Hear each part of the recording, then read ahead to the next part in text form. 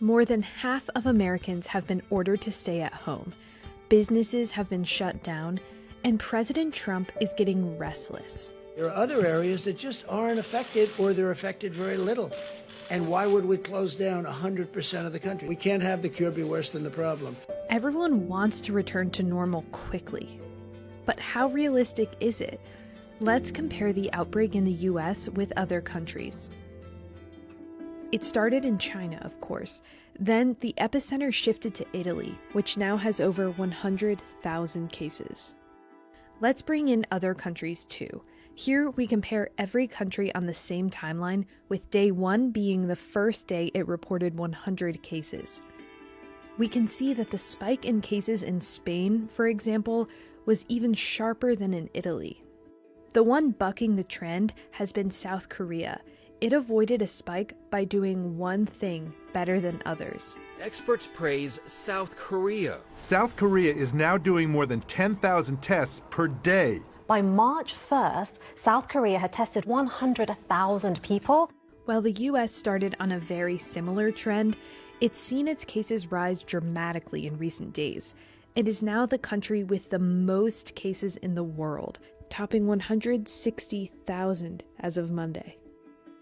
However, the increase in cases reflects the fact that the US has, after a very slow start, finally ramped up the number of tests being carried out.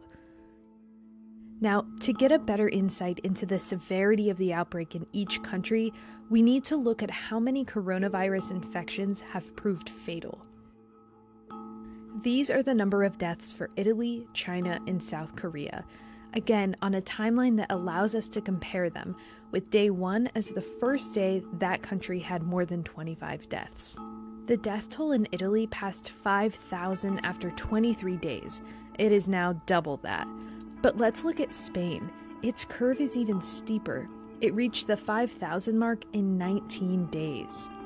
After almost 3 weeks, the US has over 2,500 deaths, which puts it on a similar trajectory to France.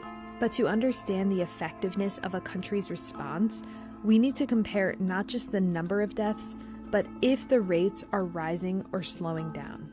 The Chinese death rate is slowing down. We were hopeful that the Italian death rate was beginning to slow. But the death rate continues to slow. So let's look at the same numbers in a different way, this time adapted to show the rate of change over the first 3 weeks. This way we can see if a country succeeds in slowing the death rate. Let's start with South Korea, where a trace, test, treat strategy has been widely praised. The number of deaths there doubled every 7 days. In comparison, China saw its number of reported deaths double every 3 days, but it succeeded in slowing that trajectory in its 3rd week. So far, European countries have not been able to slow their pace down and are seeing their numbers double every 3 days. The trend in the US has been similar until now, but the rate has increased in recent days. It's certainly nowhere near the slowing down seen in China, South Korea, or even Italy lately. We don't yet know what impact the unprecedented shutdown across much of the US will have on the outbreak, but experts say the worst is still to come. Well, things won't get back to normal until we flatten this curve for the coronavirus. No one is going to want to tone down things when you see what's going on in a place like New York City. Now we're looking at about 21 days for a possible apex. Nothing would be worse than declaring victory before the victory is won.